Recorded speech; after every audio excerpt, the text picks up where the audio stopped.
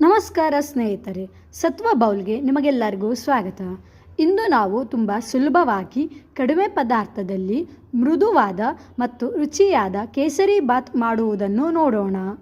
ನಮಗೆ ಬೇಕಾಗಿರುವ ಪದಾರ್ಥಗಳು: 1 ಕಪ್ ರವೆ, 2 ಕಪ್ ನೀರು, 3/4 ಕಪ್ ಸಕ್ಕರೆ, ಗೋಡಂಬಿ, ದ್ರಾಕ್ಷಿ, ಬಾದಾಮಿ, ಏಲಕ್ಕಿ, ಅರ್ಧ ಕಪ್ಪು ತುಪ್ಪ, ಚಿಟಿಕೆ ಅರಿಶಿಣ ಅಥವಾ ಕೇಸರಿ.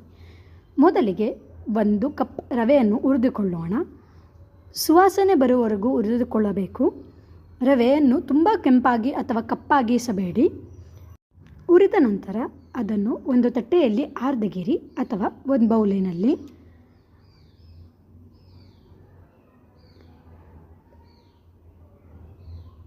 ನಂತರ ಅದೇ ಪ್ಯಾನಲ್ಲಿ 1-2-3 ಚಮಚ ತುಪ್ಪವನ್ನು ಹಾಕಿ ಮೊದಲಿಗೆ ಬಾದಾಮಿಯನ್ನು ಹುರಿದುಕೊಳ್ಳಿ.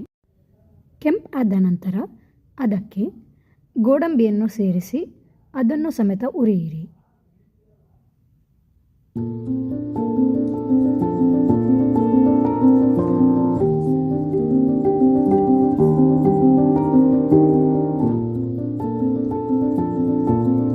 ಗೋಡಂಬಿ ಮತ್ತು ದ್ರಾಕ್ಷಿ ಎರಡು ಕೆಂಪು ಆದ ನಂತರ ದ್ರಾಕ್ಷಿಯನ್ನು ಸೇರಿಸಿ 5-10 ಕ್ಷಣಗಳನ್ನು ಸಣ್ಣ ಫ್ಲೇಮಿನಲ್ಲಿ ಹುರಿದುಕೊಳ್ಳಿ.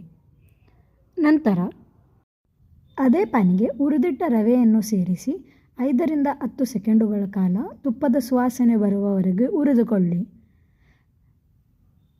ನಂತರ 3/4 ಕಪ್ ಸಕ್ಕರೆಯನ್ನು ಸೇರಿಸಿ ಮಿಶ್ರಣ ಮಾಡಿಕೊಳ್ಳಿ.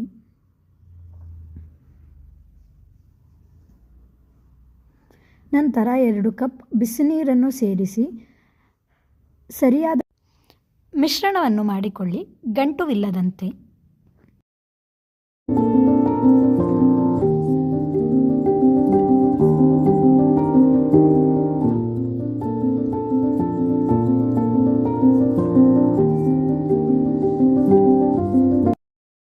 ನಂತರ ಆ ಮಿಶ್ರಣಕ್ಕೆ 1 ಚಿಟಿಕೆ ಅರಿಶಿನ, 1-2 ಚಮಚ ತುಪ್ಪವನ್ನು ಅಥವಾ ಕೇಸರಿಯನ್ನು ಬಿಸಿನೀರಲ್ಲಿ ನೆನೆಸಿಟ್ಟು ಹಾಕ್ಕೊಳ್ಳಬಹುದು.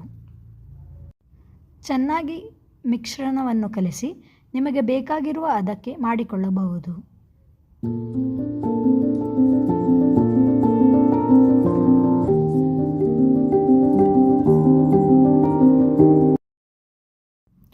ಈ ಮಿಶ್ರಣಕ್ಕೆ ಗೋಡಂಬಿ, ದ್ರಾಕ್ಷಿ, ಬಾದಾಮಿ ಮತ್ತು ಸ್ವಲ್ಪ ತುಪ್ಪವನ್ನು ಸೇರಿಸಿ ಚೆನ್ನಾಗಿ ಮಿಕ್ಸ್ ಮಾಡಿಕೊಳ್ಳಿ.